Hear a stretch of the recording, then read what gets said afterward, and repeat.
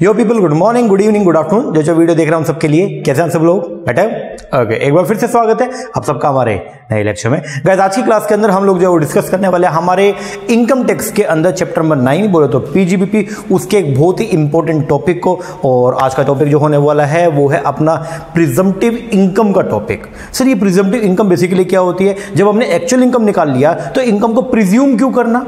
ठीक है, तो आज का टॉपिक बहुत ही खतरनाक होने वाला है, थोड़ा मुश्किल भी है। ठीक है, मतलब ऐसा बोलने में आता है मुश्किल है, लेकिन हम करेंगे तो एकदम से चुटकियों में निपटा देंगे इसको। तो थोड़ा सा क्रिटिकल है टॉपिक, जो है वो थोड़ा सा ऐसा है कि लीग से हटके है। नॉर्मल अभी तक जो आप लोग आप लोगों ने हेड पढ़ लिए, आप लोगों ने इनकम फ्रॉम सैलरी पढ़ लिया, आप लोगों ने इनकम फ्रॉम हाउस प्रॉपर्टी पढ़ लिया, कैप गेन पढ़ लिया, अदर सोर्सेज पढ़ लिया। उनके अंदर कोई ऐसा टेक्निकल पॉइंट नहीं था, बट इसके अंदर थोड़ी सी बात जो है वो घुमा के आई हुई है, तो वो आपको थोड़ा ध्यान देना पड़ेगा। और अपने नेट एग्जाम के लिए भी बहुत इंपॉर्टेंट है, क्योंकि यहाँ से एमसीक्यू बन सकता है, क्योंकि कुछ रेशियोज के क्वेश्चन है वो अपने को थोड़ा देखना है, और कुछ सेक्शंस है। इस टॉपिक के अंदर आपको सेक्शन जो है वो भी लर्न करने पड़ेंगे। ओके, हाँ जी, तो आइएगा बिना किसी देरी के हम लोग जो स्टार्ट करते हैं हमारे टॉपिक को। टॉपिक का नाम बोलो पहले तो। सर, टॉपिक का नाम है प्रिजम्पटिव इनकम। एक ऐसी इनकम, एक ऐसी कमाई जो कैसी है, जो प्रिजम्पटिव है। प्रिजम्पटिव का मतलब जिसको हमने क्या करा, एज्यूम किया है। क्या किया है? एज्यूम किया, जिसको हम प्रिज्यूम कर लेते हैं, मतलब जिसको हम अजम्पशन बेस पे लेके चलते हैं, जो एक्चुअल नहीं है। बोले तो प्रिजम्पटिव इनकम एक ऐसी इनकम है जो एक्चुअल नहीं है, उसको बोलते हैं हम लोग क्या, प्रिजम्पटिव। क्या बोलेंगे जनरली? प्रिजम्पटिव। मतलब एक ऐसी इनकम, देखो जनरली हम लोग जो है वो टैक्स लगाते हैं किसके ऊपर? एक्चुअल इनकम के ऊपर। आपको जो टैक्स का पेमेंट करना होता है किस पे करना होता है? एक्चुअल इनकम के ऊपर। बट कुछ केसेस ऐसे दिए गए इनकम टैक्स एक्ट के अंदर कि जहां पे ये बोला गया कि ठीक है, आपने एक्चुअल में आपकी इनकम क्या है उस चीज को हम कंसीडर ही नहीं करेंगे, हम इस सेक्शन के अकॉर्डिंग चलेंगे। हमारे दो सेक्शन है जो आज अपने को पढ़ने, सेक्शन 44 AD और सेक्शन 44 ADA। हम इसके अकॉर्डिंग चलेंगे और अपना काम करेंगे। इससे पहले दो सेक्शन अपने पेंडिंग रह गए हैं अभी, सेक्शन 44 AB और ABA वाले, जिसके अंदर हम अकाउंट्स जो है मेंटेन करना और ऑडिट का, ये दो सेक्शन रह गए। ये वाले प्रिजम्पटिव के बाद में मैं कराऊंगा, क्योंकि जब प्रिजम्पटिव टैक्सेशन हो जाएगा देन उसके बाद वो वाले टॉपिक जो है वो आधे तो वैसे ही खत्म हो जाएंगे। तो अभी जो हम पढ़ रहे हैं वो है आपका क्या, प्रिजम्पटिव इनकम। एक ऐसी इनकम जो एक्चुअल इनकम नहीं है, जिसको क्या किया गया, प्रिज्यूम किया गया, जिसको जो है वो क्या किया गया, एज्यूम किया गया है, जो एक्चुअल के अंदर नहीं है। तो सर ये केसेस क्यों होते हैं? प्रोविजन तो सिंपल सा है, बट वो प्रोविजन की क्यों बेसिकली नीड हुई, वो प्रोविजन क्यों डाला गया? इनकम टैक्स एक्ट के अंदर दो सेक्शन इनकॉर्पोरेट किए गए, सेक्शन 44 AD और एक सेक्शन 44 ADA। तो ये दोनों सेक्शन क्यों डाले गए, इनकी रिक्वायरमेंट क्या थी, इनकी नीड क्या थी, तो उसकी अपने को चर्चा करनी है। देखो, आपने एक बार नॉर्मल चलो, नॉर्मली आप मुझे ये बताइएगा, जब हम इनकम टैक्स निकालते हैं तो क्या क्या करते हैं? सर, पहले साल खत्म होता है तो साल खत्म होने के बाद हम पांचों हेड की इनकम को क्या करते हैं, जोड़ते हैं। या मान लो अगर आपका और कोई काम नहीं, आपका ओनली बिजनेस का काम है, तो देखो आपको करना क्या पड़ता है, पूरे साल में कितनी सेल करी है उस चीज का अनुमान लगाओ। हाँ जी। पूरे साल में कितना खर्चा किया उस चीज का अनुमान लगाओ। हाँ जी। कोई भी अगर आपने कंट्रीब्यूशन किया है, ठीक है, कोई भी अगर आपने प्रोविजन बनाया है, उन सब का अनुमान लगाओ। हाँ जी। उसके बाद में आप प्रॉफिट निकालोगे। हाँ जी। फिर उसके बाद कुछ एग्जेम्पशंस, कुछ डिडक्शन क्लेम करोगे। हाँ जी। फिर उसके बाद में आपकी टोटल इनकम आएगी। हाँ जी। फिर उसके बाद में टैक्स का पेमेंट करोगे। हाँ जी। फिर रिटर्न फाइल करोगे। हाँ जी। कितना क्रिटिकल काम है या नहीं है? नॉर्मली अगर मैं बात करता हूं, अब ध्यान देंगे एक बार यहां पे, नॉर्मली अगर मैं बात करूं, ये है जी आपका प्रीवियस ईयर, आपके एग्जाम के लिए जो अभी दिसंबर के अंदर पेपर होगा नेट का, उसका या आगे वाले के लिए जो है आपका प्रीवियस ईयर क्या, 19-20। अब आपका प्रीवियस ईयर तो है 19-20, जिसका असेसमेंट ईयर जो है वो है क्या, 20-21। तो जब आप प्रीवियस ईयर के अंदर आपने कोई इनकम कमाई जिसके ऊपर टैक्स का पेमेंट करना है कब, 20-21 के अंदर, तो आपने जो प्रीवियस ईयर में इनकम कमाई, तो यहां पे 31/3/2020 को आप क्या करेंगे, यहां पे आप लोग what we have to do, अपने को क्या करना होता है, अपने को सबसे पहले इनकम कंप्यूट करनी पड़ती है। कुछ अगर रिडक्शन है उनको क्लेम करते हैं, कुछ एग्जेम्पशन जो है उनको हम क्लेम करते हैं, फिर टैक्स को हम क्या करते हैं, कंप्यूट करते हैं, और कंप्यूट करने के बाद फिर टैक्स का पेमेंट करते हैं, फिर रिटर्न को फाइल करते हैं, देन फिर क्या करते हैं, ऑडिट करते हैं। कुछ केसेस के अंदर ऑडिट भी। अब ये इतना सब तामझाम है, आप ये बताओ, ये इतना सब तामझाम क्या चुटकियों का काम है या इसमें थोड़ा वक्त लगेगा? सर वक्त लगेगा, वक्त भी लगेगा, टाइम भी लगेगा, साथ में आपकी एनर्जी भी लगेगी, क्योंकि आपको अपना वो टाइम, जो आपका क्रूशियल टाइम जो आप बिजनेस को दे सकते थे, वो वहां से हटा के आपको वक्त देना पड़ेगा इन सब के ऊपर। हाँ जी। या अकाउंटेंट को आपको रखना पड़ेगा। हाँ जी। तो कुछ लोग ऐसे आए जो आके बोले ये सब काम हमसे ना हो पाएगा भैया। मतलब साल खत्म होने के बाद जो ये सब काम आपको करना पड़ता है, तो कुछ लोग आके बोले, कुछ असेसिस जो हैं वो आए और आके बोले इतना सब काम हमसे तो ना हो पाएगा, और वो बेचारे रोने लगे। अब मैं दिखाता हूँ पिक्चर क्या बनी। पिक्चर कुछ ऐसी बनी, ध्यान दीजिएगा। ये हमारे बेचारे असेसी साहब थे, ये हमारे असेसी थे। असेसी कौन होते हैं? जिसकी इनकम को हम क्या करेंगे, असेस करेंगे, जिसको टैक्स का पेमेंट करना है उसको बोलते जान लिया हम लोग क्या, असेसी। अब असेसी साहब जो है वो रोने लगा, देखा आपने, खून क्या आंसू, लाल लाल आंसू, खून क्या आंसू रो रहा है बेचारा। और क्या बोल रहा है, ये सोच रहा है मुझसे ये सब ना हो पाएगा, हमसे ना हो पाएगा भैया, हमसे तो ये ना हो पाएगा, हम तो मारे गए, हमारे ऊपर तो अगर हम टैक्स का पेमेंट नहीं करेंगे तो इनकम टैक्स वाले पेनल्टी लगा देंगे, हम तो मारे गए जी। ये तो बैठ के और फूट के रोने लगे, बोले ये हमारे साथ में क्या हो गया, इतना सब काम हमसे तो ना हो पाएगा। फिर वहां पे इनकम टैक्स ऑफिसर आया और इनकम टैक्स ऑफिसर, ये देखो, ये अपना इनकम टैक्स ऑफिसर, ये बेचारा देखो इसका मुंह उतरा हुआ है, मुंह नीचे, और ये एकदम राजी था, खुश था। इनकम टैक्स ऑफिसर आया और आके क्या बोला, परेशान ना हो बेटा परेशान ना हो, हम मानते हैं कि इतना सब तामझाम करना पड़ता है तुझे, तो वो तेरे बस की नहीं है, तेरा दिमाग भी छोटा है, तो हमको मालूम है कि हाँ तेरे से वो नहीं हो पाएगा, बट तू रो मत बेटा, तो रो मत, तेरे लिए एक नई स्कीम लेके आए। क्या बोला, बोले परेशान ना हो बेटा, तेरे लिए एक सिंपल इलाज लेकर आए हैं हम। क्या लाए हैं, सिंपल इलाज लेकर आए हैं। और वो जो सिंपल इलाज है, उन सिंपल इलाज को हमने हमारे इनकम टैक्स एक्ट 1961 के 2 सेक्शन में डाल दिया है। और वो 2 सेक्शन का नाम क्या है, 2 सेक्शन का नाम है, एक है सेक्शन 44AD और एक है सेक्शन 44ADA। बोले तो इनकम टैक्स एक्ट के अंदर 2 सेक्शन डाले गए, और वो 2 सेक्शन जो है वो उनका नाम क्या था, सेक्शन 44AD और सेक्शन 44ADA, जिनको हम बोलते हैं प्रिजम्पटिव टैक्सेशन के सेक्शन। क्या नाम है, प्रिजम्पटिव टैक्सेशन के सेक्शन। मतलब इन सेक्शन के अंदर जो है हम बात करेंगे ऐसे इनकम की जिसको हम कंप्यूट करेंगे किसके बेस पर, प्रिजम्पशंस के बेस पर। ठीक है, तो इसको बोलते हैं प्रिजम्पटिव टैक्सेशन के सेक्शन। ठीक है, हाँ जी सर, ये 2 सेक्शन डाले गए। मैं दोबारा एक बार रिपीट करता हूं। असेसी बेचारा क्या कर रहा था, रो रहा था, खून क्या आंसू रो रहा था, और क्या बोला इतना सब काम जो अपने को करना होता है, बुक्स मेंटेन करो, ऑडिट कराओ, ये करो वो करो, हमसे ना हो पाएगा। तो इनकम टैक्स एक्ट वाले क्या बोले, ठीक है हमें मालूम है तुझसे ये काम नहीं हो पाएगा, तो रो मत, तेरे लिए एक इलाज लेके आए हैं। हमने हमारे इनकम टैक्स एक्ट 1961 के अंदर 2 सेक्शन इनकॉर्पोरेट किए हैं। उन 2 सेक्शन का नाम क्या, section 44AD and section 44ADA, 44AD और 44ADA, जिनको बोलते हैं प्रिजम्पटिव टैक्सेशन स्कीम। ओके, हाँ जी। अब ये स्कीम क्या बोलती है, आओ बोलता है इन प्रिजम्पटिव टैक्सेशन स्कीम आपको करना क्या है, आपको इनकम कंप्यूट नहीं करनी। देखो इनकम कैसे निकालते हैं सर, इनकम निकालते हैं जो भी आपकी ग्रॉस रिसीट है या जो भी आपकी ग्रॉस सेल है, इसमें से माइनस करो क्या एक्सपेंडिचर, करने के बाद आती है आपकी क्या, इनकम। ऐसा है, हाँ जी। तो प्रिजम्पटिव वाले क्या बोलते हैं, बोले जी आपको पहली बात तो इनकम कंप्यूट करने की जरूरत नहीं है, हम बताएंगे आपकी इनकम कितनी है। हाँ, तो कितना अच्छा काम हो जाएगा, ना तो मुझे ये देखना पड़ेगा कि मेरे टोटल खर्चे कितने, ना उन खर्चों को मेरे को रिसीट्स में से क्या करना पड़ेगा, माइनस करना पड़ेगा। तो ये बोले जी ऐसा है, हमारी प्रिजम्पटिव टैक्सेशन स्कीम के अंदर हम क्या करेंगे, आपके जो ग्रोस रिसीट है या फिर आपकी जो ग्रोस टर्नओवर है, जो भी आपकी ग्रोस रिसीट है, हम उसमें एक परसेंटेज को क्या कर देंगे, स्पेसिफाई कर देंगे।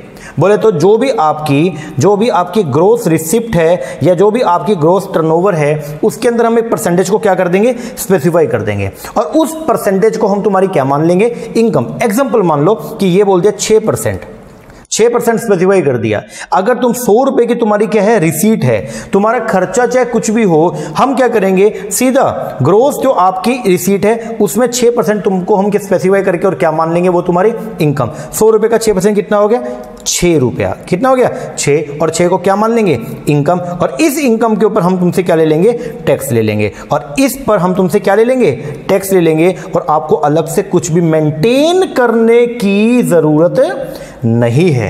जो पहले आप इतना सब तामझाम मेंटेन करते थे, वो कुछ करने की जरूरत नहीं है। आपको बस सिर्फ क्या करना है, अगर आप प्रिजम्पटिव टैक्सेशन ऑप्ट करते हो तो आपकी इनकम आपको खुद निकालने की जरूरत नहीं है, हम खुद निकाल के देंगे। And that is income is known as the deemed income. क्या बोलेंगे? डीम्ड, एक ऐसी इनकम जिसको मान लिया कि ये हमारी क्या है? इनकम है। और वो डीम्ड इनकम कैसे निकलेगी? जो भी आपकी ग्रोस रिसीट है या जो भी आपकी ग्रोस सेल है, उस सेल का 1% हम स्पेसिफाई कर देंगे और वो तुम्हारी क्या मान लेंगे? इनकम मान लेंगे। ये तुम्हारी इनकम हो जाएगी। अब आपको उसके अलावा कुछ और कंप्यूट करने की जरूरत नहीं है, ना ही आपको इसके अलावा कोई खर्चों की रिडक्शन मिलेगी। तो क्या बोलता है? इस पर हम क्या करेंगे?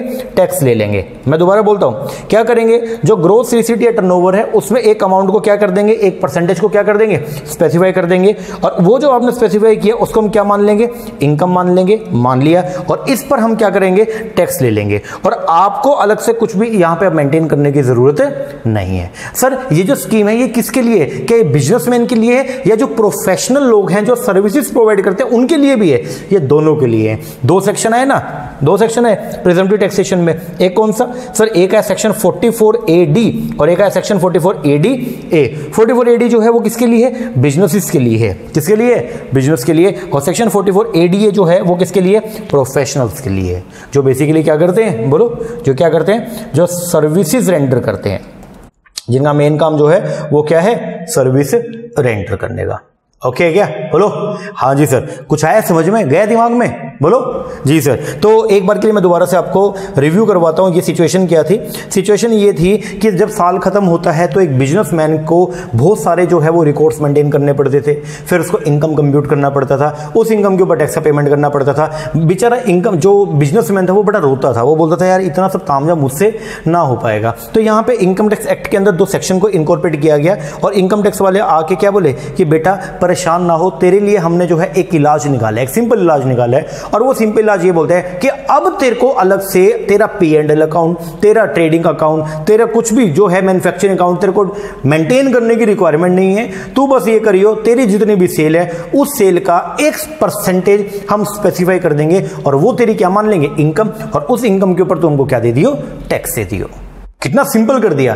पहले सारा उसका सारा ब्यौरा आप इकट्ठा करते थे, पूरे जो है आप अकाउंट्स मेंटेन करते थे, फिर लास्ट में उस अकाउंट के ऊपर जो है फिर आप टैक्स पे करते थे। और फिर कई बार क्या होता था? टैक्स का पेमेंट कर दिया।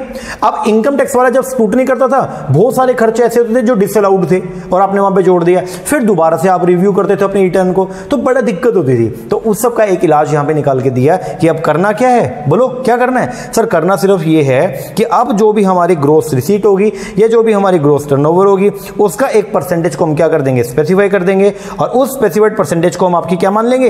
इनकम मान लेंगे। और इस इनकम पर हम क्या करेंगे? इस पर हम टैक्स ले लेंगे और उसके लिए आपको अलग से कुछ भी मेंटेन करने की अब रिक्वायरमेंट नहीं है।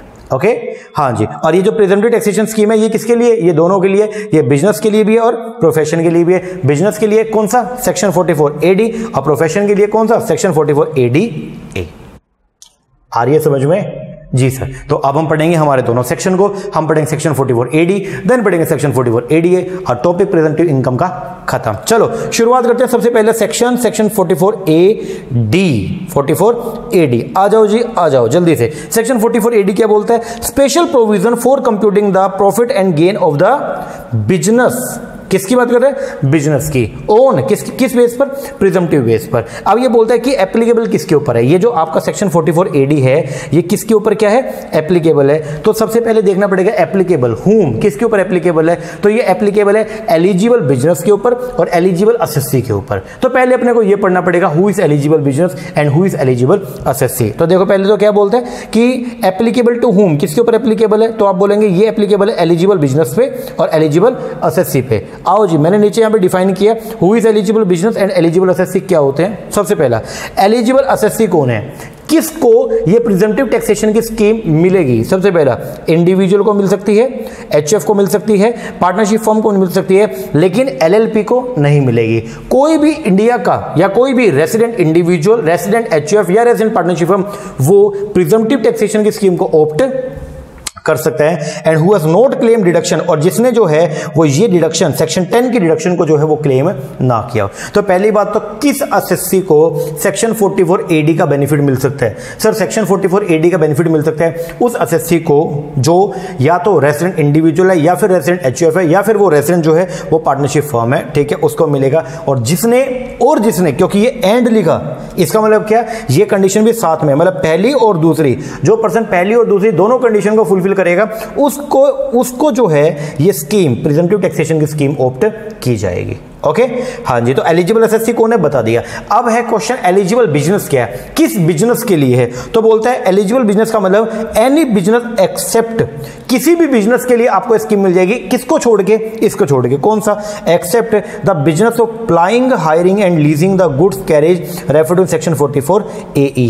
सेक्शन 44 AE ये भी एक प्रिजम्पटिव टैक्सेशन का सेक्शन है, लेकिन हमारा ज्यादा काम का नहीं है, थोड़ा सा जिक्र मैं कर दूंगा इसका बाद में, ठीक है। अभी के लिए बस ये ध्यान रखें कि अगर आप सेक्शन 44 AE में आने वाला कोई काम करते हैं, काम कौन कौन सा, प्लाइंग हायरिंग या लीजिंग द गुड्स कैरेज, अगर ये काम करते हैं, इनको छोड़ के हर बिजनेस के ऊपर सेक्शन 44 AD के प्रोविजन एप्लीकेबल हो जाएंगे। और ये सेक्शन आप तभी इसका बेनिफिट ले सकते हो अगर आपकी ग्रोस रिसीट या ग्रोस जो आपकी टर्नओवर है, जो आपकी सेल है, वो 2 करोड़ से ज्यादा नहीं है। एंड हुज टोटल टर्नओवर, जो आपकी टोटल टर्नओवर है या जो आपके बिजनेस की जो ग्रोस रिसिप्ट है इन the previous year does not exceed 2 crore. मतलब ये अगर वो 2 करोड़ से क्या हो गई, ज्यादा हो गई, अगर वो 2 करोड़ से क्या हो गई, ज्यादा हो गई, तो आपको फिर प्रिजम्पटिव टैक्सेशन का जो है वो बेनिफिट नहीं मिलेगा। तो आपको एक्चुअल टैक्स ही निकालना पड़ेगा, उसके अकॉर्डिंग टैक्स का पेमेंट करना पड़ेगा, एक्चुअल इनकम निकालनी पड़ेगी, उस पर टैक्स का पेमेंट करना पड़ेगा। लेकिन अगर आपको ये बेनिफिट लेना है, सेक्शन 44 AD का बेनिफिट लेना है, तो उसके लिए जो है वो एक ऑप्शन क्या है कि ये बेनिफिट आपको तभी मिलेगा अगर आपकी पूरे साल की जो ग्रोस रिसीट है प्रीवियस ईयर में वो आपके 2 करोड़ से ज्यादा नहीं होनी चाहिए। अगर आपकी सेल 2 करोड़ रुपए तक है तो आपको इसका बेनिफिट मिलेगा। तो 2 चीज है एलिजिबल, भाई ये जो स्कीम है वो किसके लिए एप्लीकेबल है, तो आप क्या बोलेंगे जी, एप्लीकेबल किसके लिए, एप्लीकेबल है 2, एक है एलिजिबल एसएससी और एक एलिजिबल बिजनेस। एलिजिबल एसएससी कौन बता दिया, एलिजिबल बिजनेस कौन बता दिया। तो अगर मान लीजिए प्रीवियस ईयर के अंदर आपने कोई सेल करी और आपके पूरे साल की सेल मिला के 2 करोड़ से कम है, तो आप ये वाला बेनिफिट ले सकते हो। तो सर इनकम क्या मानी जाएगी, यहां पे बोला गया कि आपकी जो इनकम मानी जाएगी वो मानी जाएगी 8%। जितनी भी आपकी सेल है उसका फ्लैट 8% आपकी क्या मान ली जाएगी, इनकम। मैंने बोला था ना कि एक सेल का एक स्पेसिफाइड परसेंट आपकी क्या मान लेंगे, इनकम। उसी इनकम के ऊपर आपको टैक्स का पेमेंट करना है, वही यहां पे है सिस्टम। क्या बोलता है, ए सम इक्वल टू और higher than 8% of the total turnover or gross receipt. 2 हैं अलग अलग केस। पहला केस ये है, कितना, जो भी सम, एक सम इक्वल टू कितना, इक्वल या तो 8% या 8% से ज्यादा। तुम्हारा मन करता है 10% दिखाने का, 10 दिखाओ। तुम्हारा मन करता है 12 दिखाने का, 12 दिखाओ, लेकिन 8 से कम मत दिखाना। लेकिन अगर आप कोई ऐसा काम कर रहे हैं, आपका जो बिजनेस है वो एक ऐसा बिजनेस है जिसके अंदर आपकी सारी जो सेल है वो ऑनलाइन हुई है, मतलब जो आपने सेल करी है वो सारा पैसा अगर बैंकिंग चैनल के थ्रू है, तो वहां पे आपको जो इनकम दिखानी पड़ेगी वो ओनली कितनी, 6%।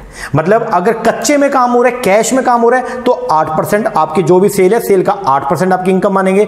और अगर मान लो पक्के में काम हो रहा है, बोले तो बैंकिंग चैनल्स के थ्रू काम हो रहा है, तो फिर आपकी जो भी इनकम है उसका 6%, आपकी जो भी सेल है उसका 6% आपकी क्या मान लेंगे, इनकम मान लेंगे। दोबारा बोलता हूं, किसके ऊपर एप्लीकेबल है, पढ़ लिया, एलिजिबल बिजनेस पे, एलिजिबल एसएससी पे। अगला क्वेश्चन ये आ गया कि भाई ये जो है ये इसमें हम जो है वो इनकम कितनी मानेंगे, तो इनकम के लिए बोल दिया क्या, a sum equal to higher than 8%, 8%, कम से कम 8% जो है हम आपकी जो भी आपकी सेल है उसका कम से कम 8% आपकी क्या मान लेंगे, इनकम। लेकिन अगर मान लीजिए आप जो है वो पक्के में काम कर रहे हो, बोले तो 6%, तब तो वहां पे 6% माना जाएगा of the total turnover gross receipt received by an account payee cheque के थ्रू या अकाउंट पे बैंक ड्राफ्ट और use of the electronic clearing system through a bank account और through during the previous year before the due date of the section 139 subsection 1। तो मतलब return की date file करने से पहले आपको जो है वो ये सबको शो करना पड़ेगा। तो मैं दोबारा बोलता हूं, अगर मान लीजिए आप कोई बिजनेस कर रहे हैं और उस बिजनेस के अंदर आपकी जो सेल है वो 2 करोड़ रुपए तक है या 2 करोड़ से कम है, तो आप सेक्शन 44 AD का बेनिफिट ले सकते हैं। कितनी इनकम मानी जाएगी, जितनी भी आपकी सेल है उसका फ्लैट 8% हम आपकी इनकम मान लेंगे, ठीक है जी। 8% है अगर कच्चे का काम है, अगर आप पक्के का काम कर रहे हैं, सारा का सारा पैसा अगर आपके पास बैंकिंग चैनल के थ्रू आ रहा है, तो ओनली 6% आपकी क्या मानी जाएगी, इनकम। मतलब कम से कम 6। आपका मन कर रहा है 12 दिखाने का, आप 12 दिखाओ। आपका मन कर रहा है 21 दिखाने का, आप 21 दिखाओ। लो जी, ये तो हो गया इसका एप्लीकेबिलिटी। अब आगे बढ़ो। अब बोलते हैं डिडक्शन अंडर सेक्शन 28 से लेकर के 43, डिडक्शन अंडर सेक्शन 28 से 43। अब ये क्या है, ये एक्सपेंसेस के सेक्शन है। ये किसके हैं, एक्सपेंसेस के।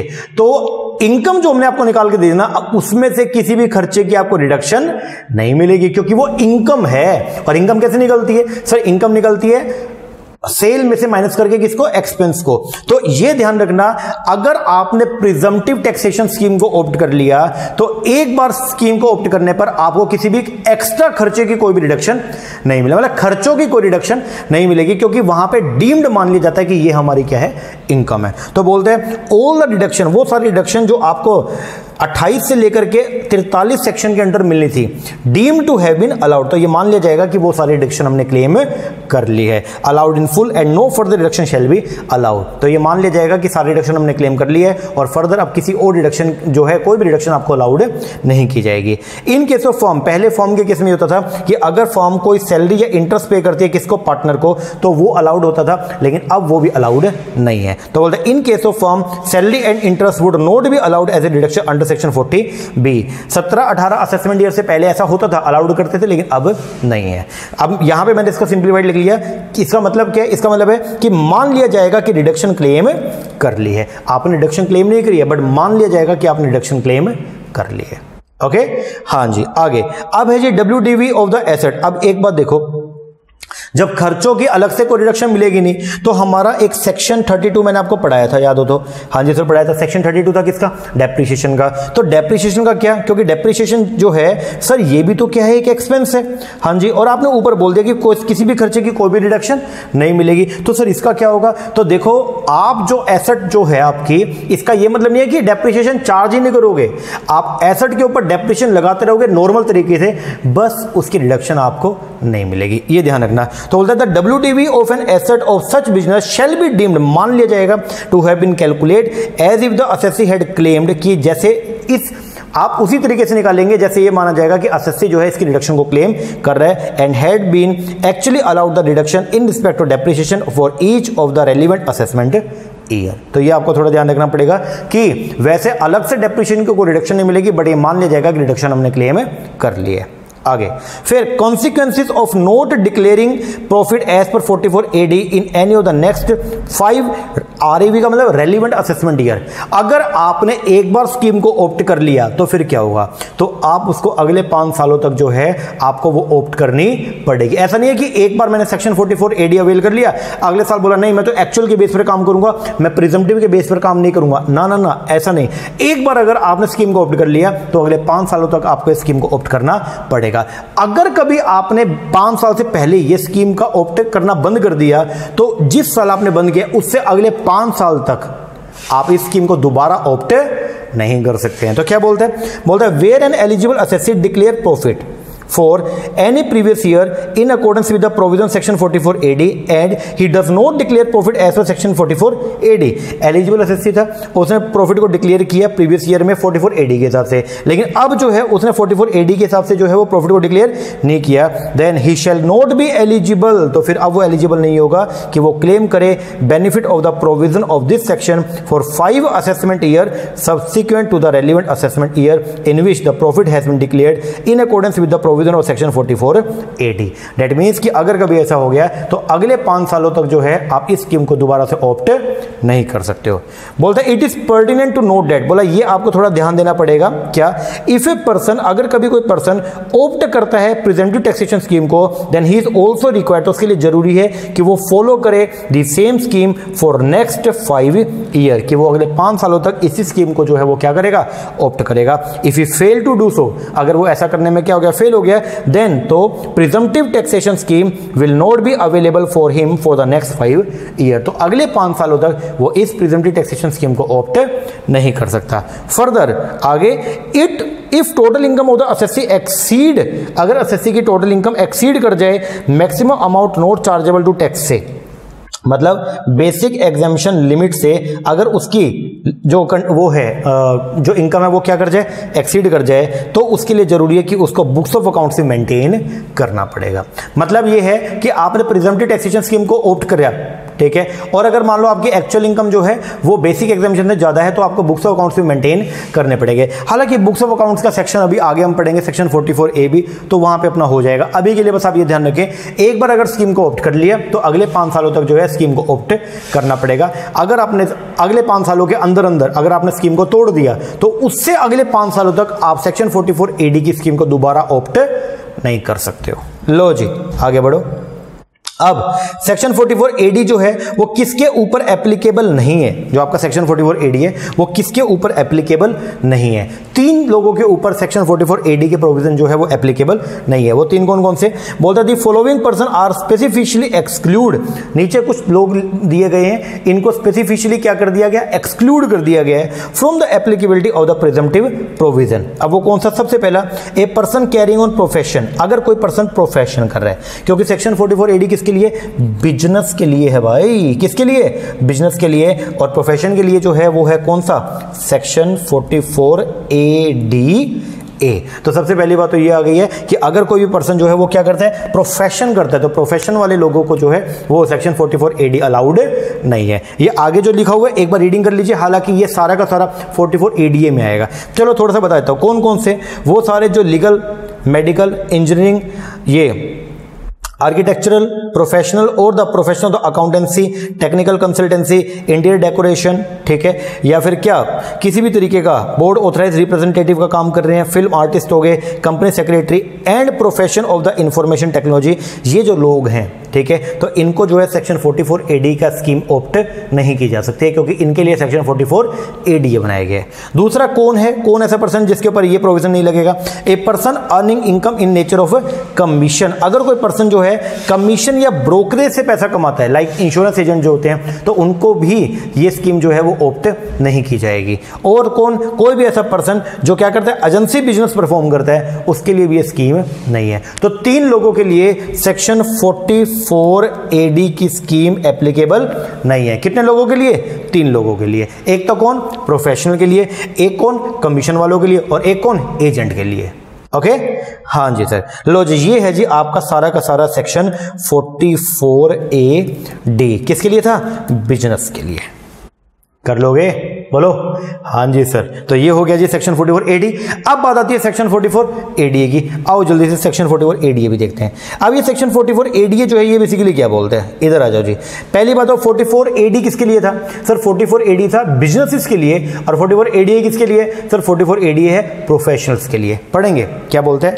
ऊपर वाला बिल्कुल डिट्टो सेम ही है, हल्का हल्का था फर्क है, बाकी सब सेम है। तो बोलते हैं presumptive taxation scheme for assessee engage in eligible profession. ठीक है, किसकी बात हो रही है? एलिजिबल प्रोफेशन की बात हो रही है। सबसे पहला क्या? सबसे पहला पॉइंट है एप्लीकेबल टू होम। किसके ऊपर एप्लीकेबल है? तो बोलते हैं एप्लीकेबल होगा स्पेसिफाइड प्रोफेशनल पे। कुछ प्रोफेशनल हमने स्पेसिफाई कर दिए, उन्हीं को ही ये स्कीम मिलेगी, बाकियों को नहीं मिलेगी। और स्कीम तभी मिलेगी अगर आपकी जो ग्रोस रिसीट है वो 50 लाख से कम है। क्या है? कम है। अगर आपकी ग्रोस रिसीट जो है वो 50 लाख से क्या है? कम है, तो ही ये स्कीम जो है वो आपको मिलेगी। 1 मिनट रुकिएगा।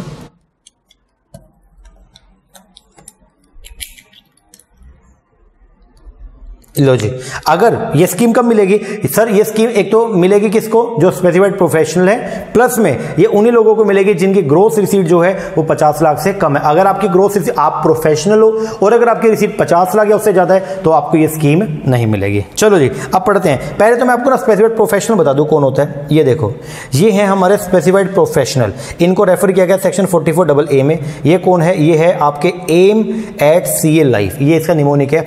अब ये कौन कौन है? ऑथराइज रिप्रेजेंटेटिव कोई भी, इंफॉर्मेशन टेक्नोलॉजी प्रोफेशनल कोई भी, मेडिकल प्रोफेशनल कोई भी, आर्किटेक्चरल प्रोफेशनल कोई भी, टेक्निकल कंसल्टेंसी कोई भी, कंपनी सेक्रेटरी, अकाउंटेंसी या लीगल वाले कोई भी, इंटीरियर डेकोरेशन या फिल्म आर्टिस्ट, और कोई भी इंजीनियरिंग वाले। तो ये सब जो है ये आते हैं किसके अंदर? Specified professional. अगर आप इनमें से कोई हो तो आपको जो है सेक्शन 44AD की स्कीम, ADA की स्कीम एप्लीकेबल हो जाएगी। अब ये क्या बोलते हैं? ये बोलते हैं जी, आओ बोलता है रेसिडेंट असेसी, कोई भी असेसी जो कि कौन है, रेसिडेंट है, इंडिविजुअल, एचएफ या फर्म, वही ऊपर वाला बिल्कुल सेम, अदर देन एलएलपी, जो एंगेज है प्रोफेशन के अंदर, नीचे जो हमने प्रोफेशन बताए उनमें वो एंगेज है, और जिसकी रिसीट जो है वो 50 लाख से क्या है, कम है, 50 लाख या उससे ऊपर होते ही सेक्शन 44 एडी एप्लीकेबल नहीं होगा। तो आपकी रिसीट 50 लाख से क्या है, कम है, तो फिर क्या, तो ए सम इक्वल टू, तो उस केस में एक सम इक्वल टू और हायर देन 50%। तो यहां पे बोला, वहां पे कितना था, 8% और 6% का केस है, यहां पे 50% का केस है। मान लो अगर आपकी रिसीट जो है वो 30 लाख है, 30 लाख की आपकी रिसीट है, तो 30 लाख का फ्लैट कितना, 50% कितना हो गया, 30 लाख का 50% कितना हो गया, 15 लाख। 15 लाख आपकी क्या मान लेंगे, इनकम, और इसके ऊपर आपसे क्या ले लेंगे, टैक्स। तो बोलते हैं ए सम इक्वल टू और higher than the 50% of the gross receipt of the assessee in the previous year on account of such profession earned by the assessee shall be deemed to be the profit और gain. वो आपके profession का क्या मान लिया जाएगा, profit या gain मान लिया जाएगा। दोबारा बोलता हूं, अगर मान लीजिए आप कोई भी कौन है, आप अगर कोई इंडिविजुअल है, एचएफ है या फर्म है, ठीक है, हाँ जी, जो एंगेज है किसके अंदर, प्रोफेशन में, ओके, और अगर आपकी ग्रोस टोटल रिसीट जो है वो 50 लाख से क्या है, कम है, ओके, तो उस केस में क्या होगा, जितनी भी आपकी रिसीट है उसका कितना, कम से कम 50% हम आपकी क्या मान लेंगे, प्रॉफिट या गेन मान लेंगे। Simple. Section 44 AD 8%, 6%, 44 ADA professionals के लिए कितना, 50%, और वहां पे थ्रेशोल्ड लिमिट क्या थी, 2 करोड़, और यहां पे थ्रेशोल्ड क्या है, 50 लाख। कितना सिंपल है, बोलो, हाँ जी सर। चलो आगे बढ़ते हैं। अब आगे वही बिल्कुल सिंपल सी, बोलते डिडक्शन, क्या अलग से कोई डिडक्शन मिलेगी, आप बताओ, वहां मिली थी क्या, नहीं, तो यहां भी नहीं मिलेगी। तो बोलते डिडक्शन अंडर सेक्शन 28 से 43, ये डिडक्शन आपको कोई भी नहीं मिलेगी, अलग से कोई डिडक्शन नहीं मिलेगी। दूसरा, WDV of the asset depreciation, इनका क्या होगा, तो ये भी वही सिंपल वाली बात, पहले वाली बात, क्या कि वैसे अलग से डेप्रिसिएशन की आपको कोई भी रिडक्शन नहीं मिलेगी। सेक्शन 32 में डेप्रिसिएशन आता है, उसकी आपको कोई भी रिडक्शन नहीं मिलेगी, लेकिन आपको डेप्रिसिएशन तो जैसे नॉर्मल आप कंप्यूट करते हो वैसे कंप्यूट करना पड़ेगा, और ये मान लिया जाएगा कि डेप्रिसिएशन की रिडक्शन क्लेम कर ली गई है। आगे फिर बोलता है section 44AA and 44AB। Section 44AA और AB जो है वो हम नेक्स्ट क्लास में पढ़ेंगे। वैसे बताता हूं, सेक्शन 44AA जो है वो है maintenance of the books of accounts, books of accounts को क्या मेंटेन करने का, और 44AB जो है वो है किसका, 44AA तो है बुक्स ऑफ अकाउंट्स को मेंटेन करने का, और 44AB जो है वो है किसका, ऑडिट का। तो बोलते हैं उनका ऑडिट का क्या केस रहेगा, तो बोलता है एन असेसी, कोई भी एक असेसी हु क्लेम, जो क्लेम करता है that his profit and gain from the profession are lower than 50% of the gross total receipt. अगर कोई पर्सन ये बोलता है कि मेरी इनकम इस सेक्शन के अकॉर्डिंग इनकम कितनी मानेंगे, जितनी भी आपकी टोटल रिसीट है उसका 50%, लेकिन अगर कोई पर्सन ये बोलता है कि जी मेरी इनकम जो है वो 50% से क्या आ रही है, एक्चुअल में कम है, भाई तुमने तो बोल दिया कि 50% मानेंगे, लेकिन मेरी एक्चुअल में मान लो कम आ रही है, तो एंड हुज टोटल, और उसकी टोटल इनकम जो है बेसिक से क्या है, ज्यादा है, मतलब मान लो मेरी 30 लाख रुपए की रिसीट थी, टोटल रिसिप्ट कितनी थी, 30 लाख की, ठीक है, और मैं इनमें से ऊपर में से कोई भी मैंने सर्विस प्रोवाइड की, तो इनकम टैक्स वाला तो बोला कि सेक्शन 44 ADA के हिसाब से अगर आप ऑप्ट करते हो तो 50% आपकी इनकम है, और 50% इनकम कितनी होगी, 30 लाख का 50% कितना, 15 लाख। लेकिन जब मैंने एक्चुअल में मेरी इनकम कंप्यूट करी तो मेरी इनकम आ रही है सिर्फ 8 लाख। मैं अब उनको क्या बोल रहा हूं, भाई साहब तुमने बोल दिया 15 इनकम है, लेकिन एक्चुअल मेरी कितनी है, 8 इनकम है। तो फिर उस केस में ये बोल दिया कि अगर कभी ऐसा हो गया कि आपकी एक्चुअल इनकम 50 लाख से कम है, ठीक है, और आपकी लेकिन total income basic exemption limit से क्या ज्यादा, एग्जम्पशन लिमिट कितनी है, 2.5 लाख, उससे ये क्या है, ज्यादा है, तो मेरे लिए जरूरी कर दिया क्या कि मुझे जो है वो क्या करना पड़ेगा, it shall be required to keep and maintain the books of accounts, और मुझे बुक्स ऑफ अकाउंट्स को मेंटेन करना पड़ेगा, और मेरे अकाउंट्स को ऑडिट भी करवाना पड़ेगा। तो ये अपना आखिरी सेक्शन था, सेक्शन 44AA और सेक्शन 44AB, जिसको हम पढ़ेंगे हमारी नेक्स्ट क्लास में, और चैप्टर हो जाएगा खत्म। ओके, हाँ जी, लो जी, आज की क्लास के अंदर हमने 2 सेक्शन पढ़े, एक पढ़ा हमने सेक्शन 44AD और एक पढ़ा हमने सेक्शन 44ADA। AD है किसके लिए, बिजनेस के लिए, और 44ADA जो है वो है किसके लिए, वो है प्रोफेशन के लिए। आई होप आपको समझ में आ गया होगा। तो लेक्चर कैसा लगा कमेंट करके जरूर बताइएगा, अच्छा लगा अच्छा कमेंट कीजिएगा, कोई कमी लगी है तो वो भी बताइएगा, और अगर आप लोग जो है वो अपकमिंग नेट एग्जाम की प्रिपरेशन कर रहे हैं तो उसके लिए मैं आपको बताना चाहूंगा कि हम लोग जो है ऑनलाइन बैच प्रोवाइड करवाते हैं। हमारे ऑनलाइन बैच के अंदर मिलेंगे आपको सारे के सारे वीडियो लेक्चर, जैसे ये वीडियो लेक्चर है इसी तरीके से, प्लस में मिलेगा आपको सारा का सारा स्टडी मटेरियल हार्ड कॉपी में। जैसे अभी आप इनकम टैक्स पढ़ रहे हो तो ये हमारे इनकम टैक्स की बुक है, इस तरीके से आपको 10 के 10 यूनिट्स की बुक्स आपके होम एड्रेस पे आएंगी, प्लस में पेपर 1 के 10 के 10 यूनिट की बुक्स आपके होम एड्रेस पे आएंगी, और आपको वीडियो मिलेंगे हमारी मोबाइल ऐप के थ्रू। मोबाइल ऐप का नाम है एम स्मार्ट अकेडमी, जिसको आप प्ले स्टोर से डाउनलोड कर लीजिएगा। उसके ऊपर आपको सारा के सारे वीडियो लेक्चर मिलेंगे। तो अगर आप इंटरेस्टेड है तो नीचे हमने नंबर दिया हुआ है, इसके ऊपर कॉल करके या व्हाट्सएप करके आप इंक्वायरी कर सकते हैं। ओके जी सर, चलो ये कीजिए, मिलते हैं नेक्स्ट सेक्शन में, तब तक के लिए थैंक यू वेरी मच।